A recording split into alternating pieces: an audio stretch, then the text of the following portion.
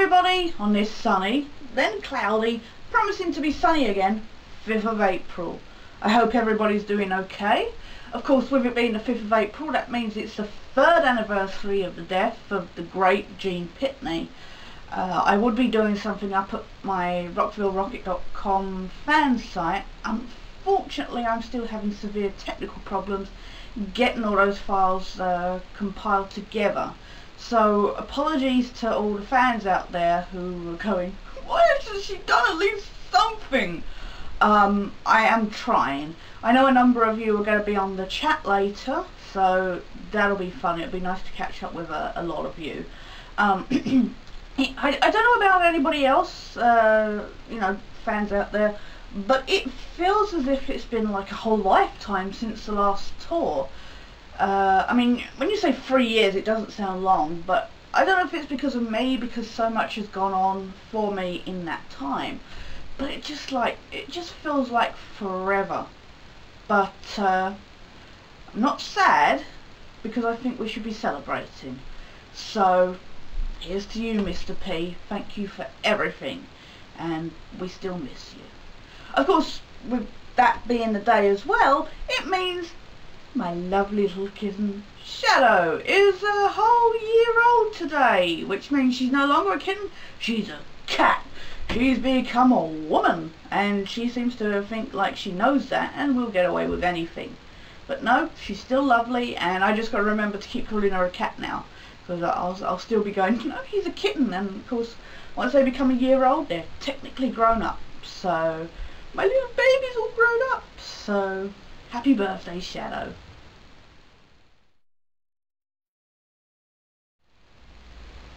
Of course, the past week has been really weird because of Spike being gone. So quiet now. I still, though, keep hearing his snuffling in his cage, even though it's covered over. Really weird. But I guess that would be the effect he had on the house, because, like I say, so much has changed in that time since Gene Pitney's death. But Spike was at the centre of a lot of that. So I think for him to be gone, it's like there's some void, which I'm trying to get over, but not really at the moment. But of course, what has also happened is, as I reported last time, I had a serious problem with my shower. I had somebody from the council finally come round to supposedly fix it, and what it turned out is it was actually a serious health and safety issue. What it turned out is it was a really old shower unit, and previous tenants had kind of, or the council at least, had kind of, when parts had broken down, they'd got new parts for it instead of replacing the whole unit. But because it was a really old system, they'd got like the closest they could get in the newest systems to replace bits. So the shower head wasn't designed for that unit. There was, you know, there was a problem with the pressure valve and stuff like that. And what it had turned out is essentially the heating element and the valve had just gone. So because of these parts that were not designed for the system. So I mean, it's an electrical shower. So I was very lucky, more than I realised before, that I wasn't taking a shower when the problem came about, because it turned out that that shouldn't have been going on. So they came back about 3 days later to replace the whole system, and it's a lot nicer. It's not the power flow isn't as strong, I've noticed, as the other one, but it's nice to have, say, you know, the shower head that doesn't just fall down on my head while I'm taking a bath. Also, it's got that, you know, the pole where you can heighten and lower the shower head, and it's just a whole nicer system. So it's nice that I'm not going to be, there's lesser risk of me getting electrocuted next time I get in the bath, or have a shower head bang me on the head. But that was the resolution of that. Things have been normal otherwise. Of course, I've had you know, the drama group, which is still just giving too much of a headache, and you have to go Why do I do this? Why? There's going to be something coming out of this, but we'll see in time.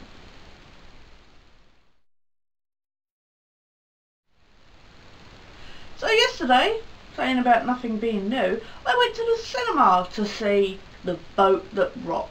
Now, I've been wanting to see this since last November-ish, because there was a trailer on the Mamma Mia DVD, I think.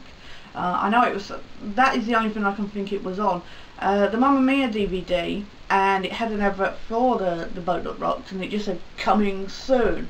I was like, oh, but I want to see this, why are you not telling me when it's out? And then I was at Friends, and we watched Hancock at like New Year's Eve time, and again there was a trailer for Boat That Rocked on that, and it still said coming soon. I was like, you're teasing me!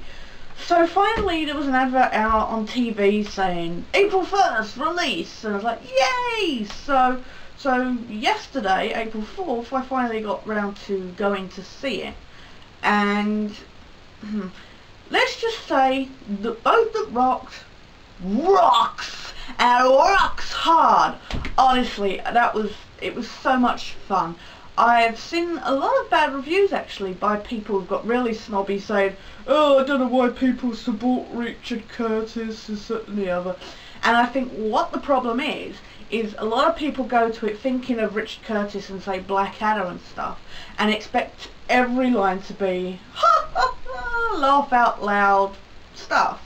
This isn't that, but it is very funny, and I think what people have an issue is that there's a serious element, there's the funny element, and then there's the poignant moments, and just the whole, I mean, you know me, it's my kind of music anyway, because of course, I was the 20 years born too late fan child of 60s rock and roll.